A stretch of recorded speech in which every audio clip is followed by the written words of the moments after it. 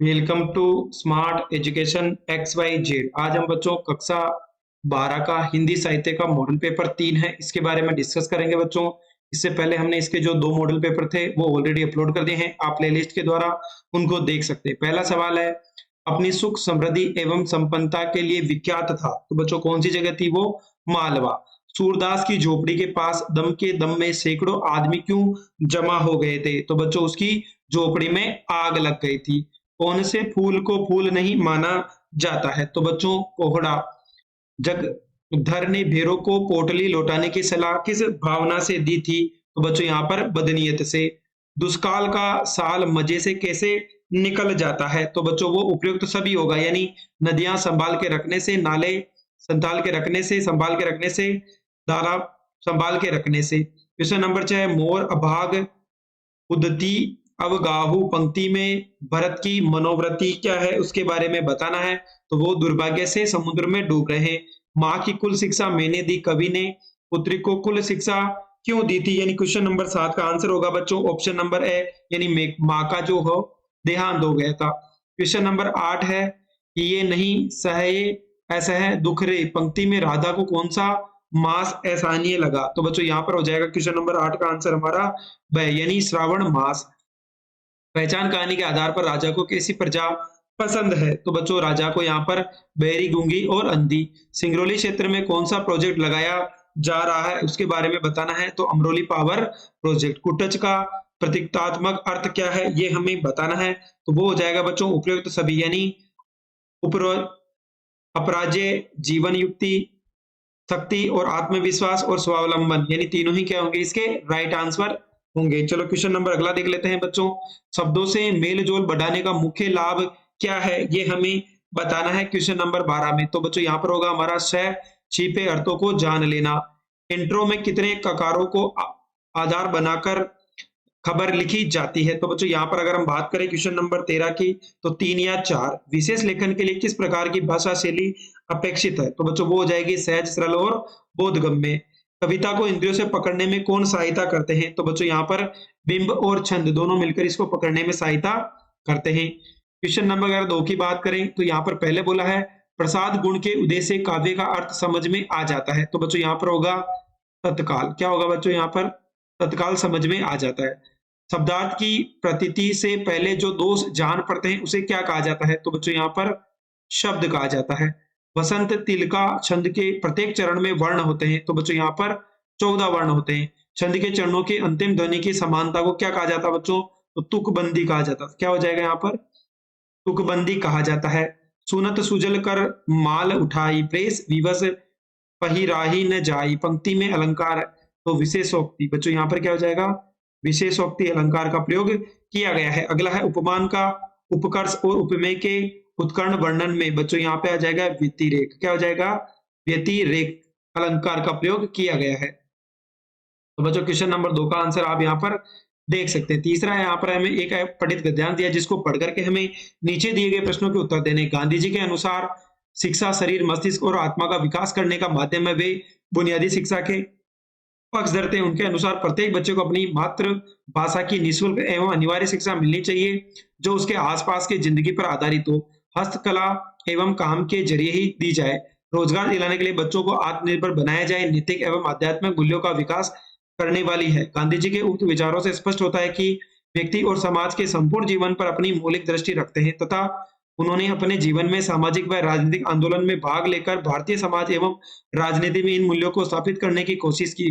गांधी जी की सारी सोच भारतीय परंपरा की सोच है तथा उनके दिखाए गए मार्ग को अपनाकर प्रत्येक व्यक्ति और संपूर्ण राष्ट्र वास्तविक स्वतंत्रता, सामाजिक सद्भाव एवं सामुदायिक विकास को प्राप्त कर सकता है। भारतीय समाज जब जब भटकेगा तब तब गांधी जी उसका मार्गदर्शन करने में सक्षम रहेंगे।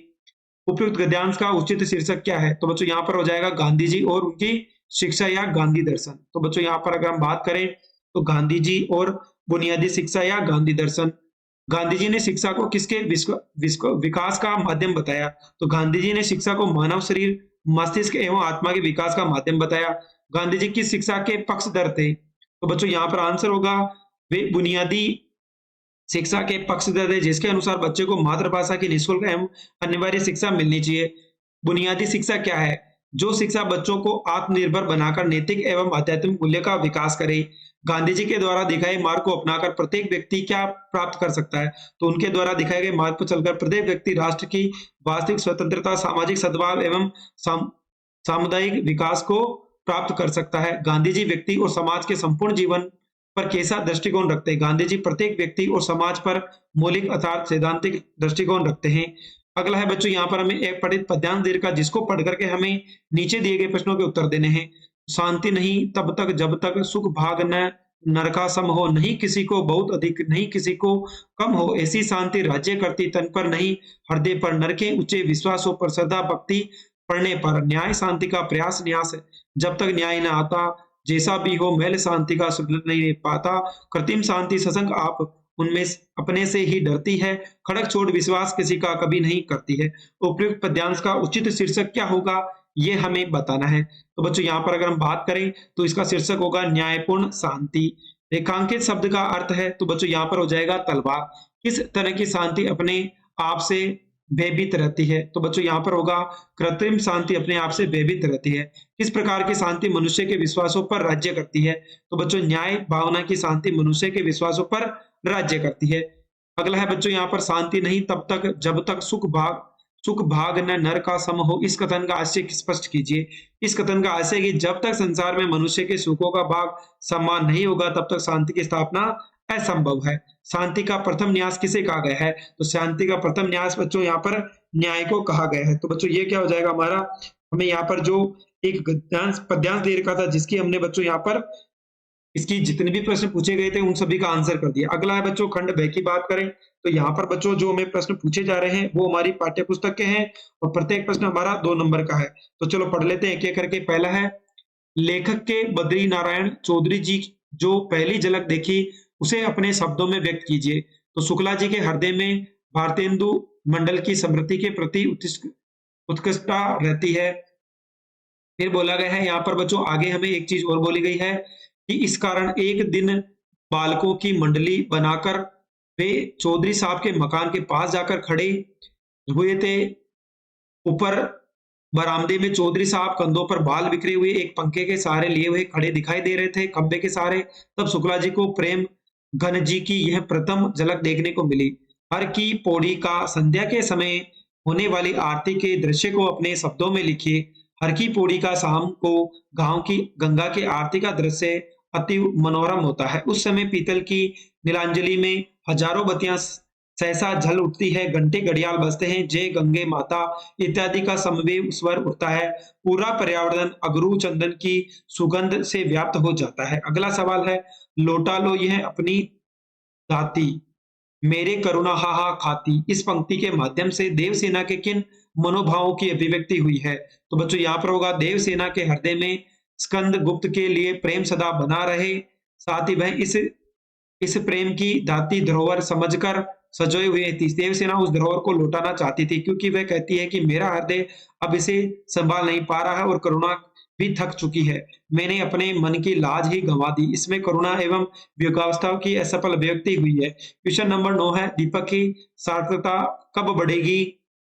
यह दीप अकेला कविता के आधार पर बताइए। इन पंक्तियों में दीप समाज से असंबद्ध व्यक्ति का प्रतीक है और पंक्ति समष्टि के प्रतीक रहता है। कवि ये कहता है कि इस दीप अर्थात व्यक्ति को पंक्ति अर्थात समाज को सौंप दे। इसे समाज की मुख्य धारा से जोड़ देने पर मनुष्य जीवन की सार्थकता बढ़ेगी तथा दीपक की सार्थकता पंक्तिबद्ध होने पर बढ़ेगी। सूरदास प्रतिशोध का नहीं बल्कि पुनर्निर्माण का ही दूसरा नाम है। सूरदास की झोपड़ी पाठ के आधार पर सूरदास की कौन सी विशेषता प्रकट होती है वो हमें बताना है।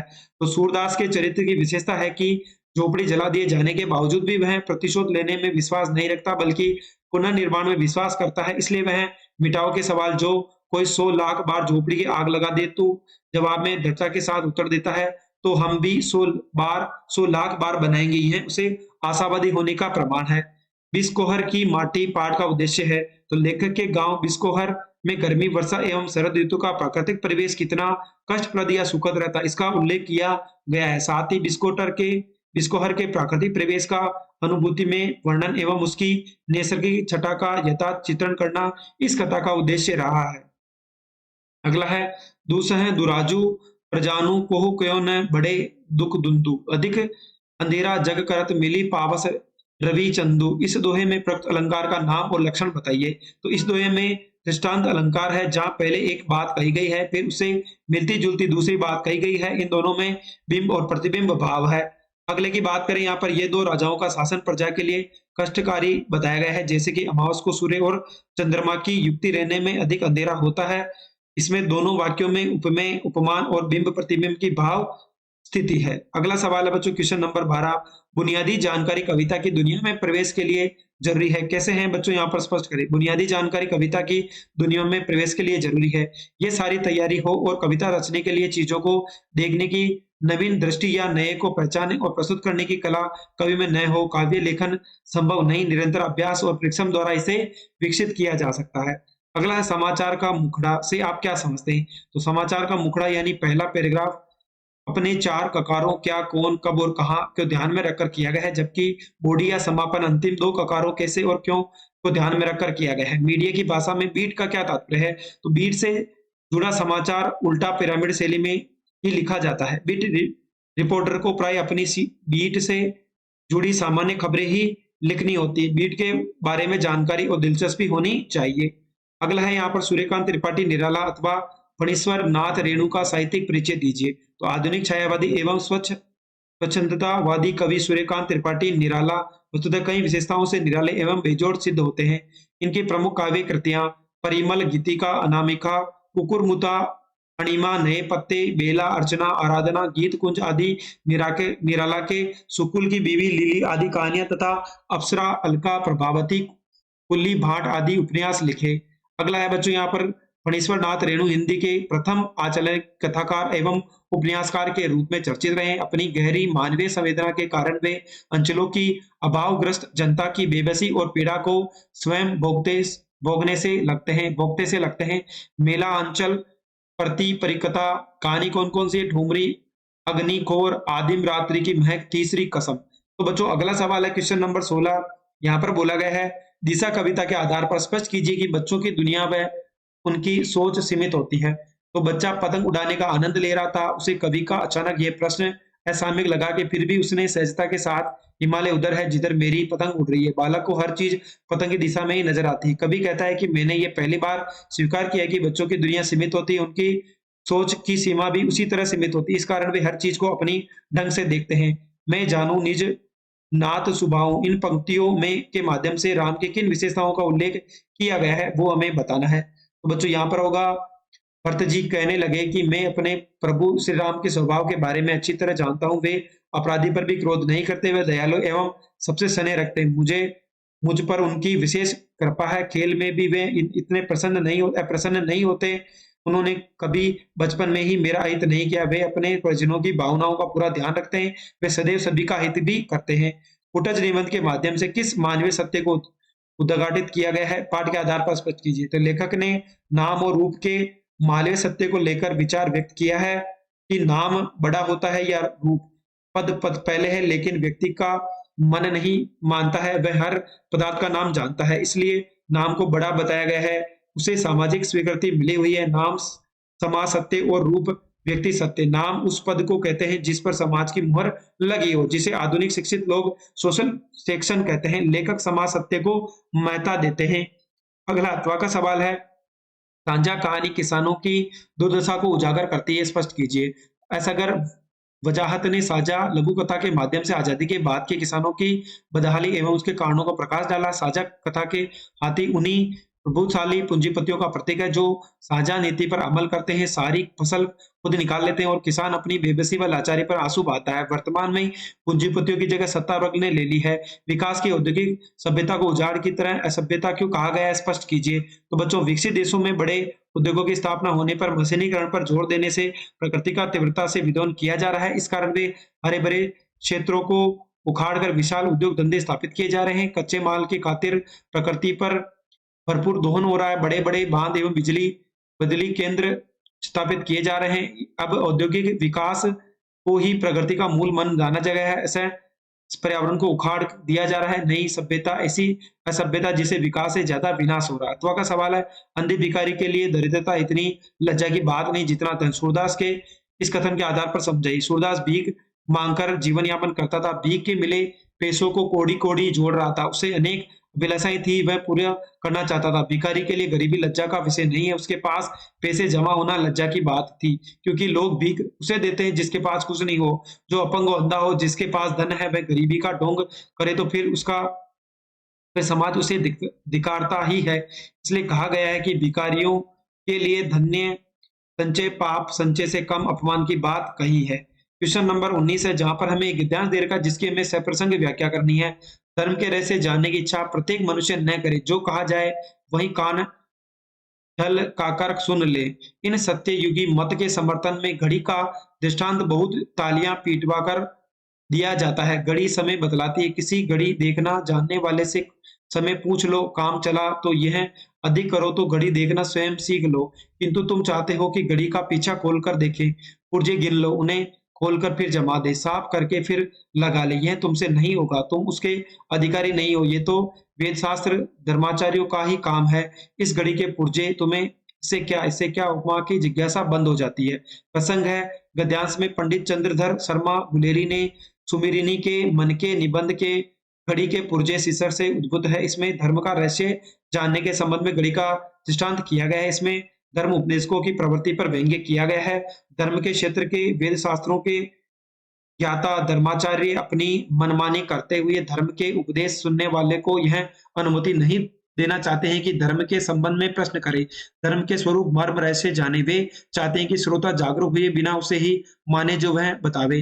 धर्म की बारीकियां जानने की इच्छा करने पर अधिकार सही भी को नहीं है। वे बातें जानने का अधिकार उन लोगों का है जो वेद शास्त्रों को ज्ञाता है, जो धर्मचार्य कहे जाते हैं। इस कथन से घड़ी का दृष्टांत देकर प्रस्तुत करते हैं, जो व्यक्ति समय जानना चाहे, वे घड़ी के समय ज्ञात करना चाहते हैं, से पूछ ले। इतने से संतोष न हो तो समय जानने का इच्छुक व्यक्ति घड़ी को देखकर सीख ले, परंतु वह घड़ी के पीछे के भाग को खोलकर उसके भीतर के पुर्जे गिनने, उन्हें खोलकर साफ करने, फिर से जमा करने का प्रयत्न कभी न करे। वह पुर्जों की जानकारी करने का स्वयं को अधिकार ही माने, स्वयं को घड़ी से समय जानने का ही सीमित रखे। लेखक का मानना है कि धर्म का रहस्य जानने की इच्छा रखना और मन में उठी शंका का समाधान करना यहाँ पर श्रोता चाहता है, परंतु धर्माचार्य उसे छोटा ऐसी छूट नहीं देता। विशेष है बच्चों, यहाँ पर लेखक बताना चाहता है कि रहस्य को जानने की इच्छा पूरी होने पर ही सही ज्ञान हो सकता है। धर्मोपदेशों के व्याकरण पर आक्षेप किया गया है। साथ ही बोला गया है कि भाषा सरल, प्रभावपूर्ण एवं भावनापूर्ण है, शैली अलंकृत, व्यंग्यात्मक एवं उपदेशात्मक है। अगला बच्चों, अथवा के अंदर भी हमें एक गद्यांश दे रखा है जिसको पढ़ करके हमें इसकी व्याख्या करनी है। क्या होगा, बड़े भैया के मरने के बाद भी जैसे सब खेल खत्म हो गया, तीनों भाइयों ने आपस में लड़ाई झगड़ा शुरू किया, रेते के जमीन पर दावे करके दखल दिया। फिर तीनों भाई गांव छोड़कर शहर में जा बसे। रह गई बड़ी बहुरियां, कहा जाती बेचारी, भगवान भले आदमी को ही कष्ट देता, नहीं तो 1 घंटे की बीमारी में बड़े भैया क्यों करते। बड़ी बहुरिया की देह से जेवर खींच छीनकर बांटकर बंटवारे की लीला हुई थी। हर गोभी ने देखी थी अपनी आंखों से द्रौपदी क्षीरहरण लीला। बनारसी साड़ी के तो 3 टुकड़े करके बंटवारा किया था निर्भय भाइयों ने, बेचारी बड़ी बहुरिया। तो बच्चों यहाँ पर प्रसंग हो जाएगा, प्रस्तुत गद्यांश फणीश्वरनाथ रेणु की सौंधिया कहानी से उद्भुत बड़ी बहुरिया के पास रखकर सौंधिया ने उसे प्रणाम किया। बड़ी हवेली हवेली उसे अब नाम मात्र की ही बड़ी हवेली प्रस्तुत हुई। उसने बड़ी बहुरिया को स्वयं अनाज पटकते देखा, वह दुखी हुआ। इस क्रम में प्रस्तुत वर्णन है। हवेली की अब वह स्थिति नहीं रही जो बड़े भैया के रहते थी। उसके मरने के बाद भी जल्दी जैसे सब कुछ बदल गया। उसके तीनों छोटे भाई आपस में झगड़ने लगे। जनता ने उसकी जमीन पर अधिकार कर लेने की इच्छा से अपने दावे प्रस्तुत किए। थोड़े समय बाद वे तीनों भाई गांव छोड़कर शहर के जाकर बस गए। बड़ी हवेली में अकेली बड़ी बहुरिया ही रह गई। पति के न रहने पर उसे जाति ही कहा। समधिया सोचने लगा कि ईश्वर भले आदमी को ही कष्ट देता। बड़े भैया के मरने के बाद तीनों छोटे भाई स्वार्थ एवं कठोर व्यवहार करके भी सुखी थे। बड़े भैया अच्छे आदमी थे, लेकिन भगवान ने उनकी जिंदगी ही खत्म कर दी। छोटे भाइयों ने बड़ी बहुरिया के वे गहने भी उतार दिए जो बड़ी बहुरिया ने पहन रखे थे। घर गोभी ने द्रौपदी के चिरहरण का सा वह दृश्य भी देखा जब उन भाइयों ने बड़ी बहुरिया की बनारसी साड़ी को 3 टुकड़े कर उस साड़ी का भी बंटवारा किया था। उनकी निर्दयता के आगे बड़ी बहुरिया विवश हुई। विशेष के अंदर बच्चों यहाँ पर बोला गया, इससे समधिया ने संवेदनशील स्वभाव की ओर से तीनों भाइयों की क्रूरता की व्यंजना की है। भाषा सरल एवं भावनात्मक, शैली विवरणात्मक, संस्मरणात्मक है। तो बच्चों यहाँ पर अगला है क्वेश्चन नंबर 20, जिसके अंदर हमें सप्रसंग व्याख्या करनी। मुझ भाग्यहीन की तू संबल, युग वर्ष बाद जब हुई विकल, दुख ही जीवन की कथा रही, क्या कहूँ आज जो नहीं कहूँ, हो इसी कर्म का ब्रजपात, यही धर्म रहे नत सदा मात, इस पथ पर मेरे कार्य सकल, हो व्रत हो भ्रष्ट शीत के से सतदल, कन्ने गत कर्मों का अर्पण कर, क्रूरता में तेरा दर्पण तर्पण। तो बच्चों यहाँ पर हो जाएगा प्रसंग प्रस्तुत काव्यांश महाकवि सूर्यकांत त्रिपाठी निराला की प्रसिद्ध कविता सरोज श्रीमती से अवतरित है। कवि स्वर्गीय पुत्री का स्मरण करते हुए भाव विहल हो उठता है। इस अंश में निराशा से भरे हुए पिता के भावों का वर्णन हुआ है। कवि निराला कहते हैं कि हे पुत्री, मेरे जैसे भाग्यहीन पिता का एकमात्र सहारा तू ही तो है, लेकिन अब तेरी मृत्यु के इतने वर्षों बाद जब व्याकुलता बढ़ गई, तब मैं तुझसे क्या कहूँ। मैंने अपने जीवन की इस व्यथा कथा को आज तक किसी से नहीं कहा, क्योंकि दुखी मेरे जीवन की कथा है। मैंने जीवन में दुखी दुख देखे हैं। कवि भाव विह्वल होकर कहता है कि मेरे ऊपर चाहे कितनी भी भयानक विपत्तियां आए, यदि धर्म मेरे साथ रहा तो मैं इन विपदाओं को मस्तक झुकाकर सहज भाव से स्वीकार कर लूंगा। धर्म के रास्ते पर चलते हुए भले ही मेरे समस्त सत्कर्म उसी प्रकार भ्रष्ट हो जाए जैसे सर्दी की अधिकता के कारण कमल नष्ट हो जाता है, लेकिन मैं अपने रास्ते से नहीं हटूंगा। कवि अंत में कहता है कि बेटी, मैं अपने जीवन के समस्त शुभ कर्मों को तुझे अर्पण करते हुए तेरा तर्पण करता हूँ, अर्थात अपने कर्म फलों को श्रद्धांजलि रूप में तुझे अर्पित करता हूँ। कवि की व्यवस्था एवं वेदना की स्वाभाविक अभिव्यक्ति है, करुण एवं वात्सल्य रस का मिश्रण है। शीत के से सतदल में उपमा अलंकार है, भाषा सहज सरल एवं तत्सम शब्दावली से युक्त है। अगला है बच्चों अथवा का सवाल है, जिसके अंदर भी हमें व्याख्या करनी है। तोड़ो तोड़ो तोड़ो, ये ऊपर बंजर तोड़ो, ये चीरती पड़ती तोड़ो, सब खेत बनाकर छोड़ो, मिट्टी में रस होगा ही जब ओसे के बीज को, हम इसको क्या कर डाले, इसे अपने मन की खींच को गोड़ो गोड़ो गोड़ो। प्रस्तुत काव्यांश रघुवीर साय द्वारा रचित तोड़ो कविता से लिया गया है। इस अंश में कवि ने बंजर भूमि को तोड़ने और सृजन कार्य करने का आह्वान किया है। व्याख्या हो जाएगी। कवि कहता है कि पृथ्वी और मानव दोनों ने अनुपजाऊ रूप को समाप्त करके उसे उपजाऊ बनाने की आवश्यकता है, अर्थात बंजर भूमि को खोदकर समतल कर दो और चारागाह के लिए छोड़ी गई जमीन को तोड़कर उपजाऊ बना दो। जमीन में रस अर्थात जल होता है, जिससे वे बीज का पोषण करती है। कवि कहता है कि मैं अपने मन की खींच अर्थात मन की उदासीनता का क्या करूं, क्योंकि धरती को तो खोदकर उपजाऊ बनाया जा सकता है, परंतु मन की झंझलाहट को हटाए बिना सृजन कार्य कैसे संभव। जिस प्रकार जमीन का जोत कर खेती योग्य बनाया जाता है, उसी प्रकार मन की उदासीनता को समाप्त करके सृजन में लगाना, तभी जाकर मानव की उदासीनता समाप्त हो सकेगी, अर्थात मनोभाव का विकास हो सकेगा। विशेष है कविता उद्बोधक, परक और प्रेरणादायी है। कवि मन की बीज तथा उब को तोड़ने की बात करता है। पुनरुक्ति प्रकाश एवं रूपक अलंकार है, भाषा सरल प्रभावपूर्ण एवं प्रकृतात्मक है। लास्ट सवाल है बच्चों, जिसके अंदर हमें 4 विषय में से किसी एक विषय पर निबंध लिखना है। कामकाजी महिला एवं राष्ट्र निर्माण, भ्रष्टाचार एक विकराल समस्या, स्वावलंबन का महत्व, विद्यार्थी जीवन में अनुशासन का महत्व। तो बच्चों हम आज पहला देखेंगे कामकाजी महिला एवं राष्ट्र निर्माण। तो बच्चों भारतीय संस्कृति की पावन परंपरा में महिला पुरुष दोनों को परस्पर प्रतिपूरक माना गया है। एक दूसरे के बिना जीवन अपूर्ण है, किंतु महिला का स्थान सदैव सामान्य रहा है, क्योंकि वह प्रेम, दया, तपस्या, त्याग एवं श्रद्धा आदि गुणों की प्रतिमूर्ति मानी जाती। किसी भी देश की अवनति अथवा उन्नति महिला समाज पर अवलंबित होती है, क्योंकि वह सृष्टि की जन्मदात्री। जिस देश की महिला जागृत और शिक्षित होती है, वह देश संसार में सर्वाधिक उन्नत माना जाता है। इसलिए वेदिका काल में पुरुष महिला के समान अधिकार एवं सम्मान आदर्श है। कामकाजी महिलाएं, मध्यकाल में महिलाओं की स्थिति में गिरावट आई, जिसका महत्वपूर्ण कारण हमारा पुरुष प्रधान देश है, जिसमें महिला का अनेक अत्याचार एवं शोषण किए। यही कारण है कि हमारा देश लगभग 200 वर्ष तक गुलाम रहा। किंतु 19वीं शताब्दी के ज्ञान विज्ञान का प्रचार बढ़ा, भारतीय समाज सुधारकों ने नारी की इन आस्था का ध्यान दिया। उन्होंने देश के सुधारों के लिए सर्वप्रथम महिलाओं की दशा में सुधार आवश्यक बताया। स्त्री शिक्षा का प्रचार प्रसार हुआ। ग्रामीण क्षेत्रों में शिक्षा के अभाव में अभी भी महिलाएं सामाजिक रुचियों से ग्रस्त है, यद्यपि गांवों में भी अब शिक्षा का प्रसार हो रहा है। महिलाएं विभिन्न क्षेत्रों में आगे बढ़ रही है। शहरों में महिलाओं की विभिन्न क्षेत्रों में कार्य कर रही है और राष्ट्र निर्माण में अपनी भूमिका निभा रही है। अगला बच्चों कामकाजी महिलाओं की दोहरी भूमिका। भारतीय कामकाजी महिलाओं की स्थिति 2 पार्टों में फंसे हुए गुण के समान हो गई है। इसे कार्यकाल और गृह गृहस्थी दोनों की आवश्यकताओं को पूरा करना है, वह दोनों में संतुलन स्थापित करने में असमर्थ है, तो उसे भारी निंदा का सामना करना पड़ता है। आज भारतीय महिला सजगता एवं ज़िम्मेदारी से कार्यालय एवं गृह कार्यों को सँभाले हुए हैं। घर के चलते पति के भार को कम करते हुए घर, परिवार एवं देश निर्माण की सुख-सुविधाओं से संपन्न जीवन जीने के प्रति भारतीय कामकाजी महिलाओं ने जो व्यक्त किए, उसे अपनी स्तुति योग्य है। कामकाजी महिलाओं का राष्ट्र निर्माण में योगदान। भारतीय कामकाजी महिलाओं ने स्वतंत्र भारत में जो प्रगति की है, उसे देश अनेक क्षेत्रों में उन्नति कर रहा है। सहन का स्तर बढ़ रहा है। महिला पुरुषों के समान डॉक्टर, वकील, जज, शिक्षिका, प्रशासनिक अधिकारी, मंत्री, खिलाड़ी, पायलट, सैनिक आदि पदों और सभी सभी क्षेत्रों में कुशलता से काम कर रही है। संपूर्ण देश में नारी शिक्षा को प्राथमिकता दी जा रही है। महिला सशक्तिकरण के अनेक कार्यक्रम राष्ट्र स्तर पर चलाए जा रहे हैं। आर्थिक क्षेत्र में महिलाओं की बढ़ती भागीदारी से देश की सकल घरेलू आय में भी वृद्धि हो रही है।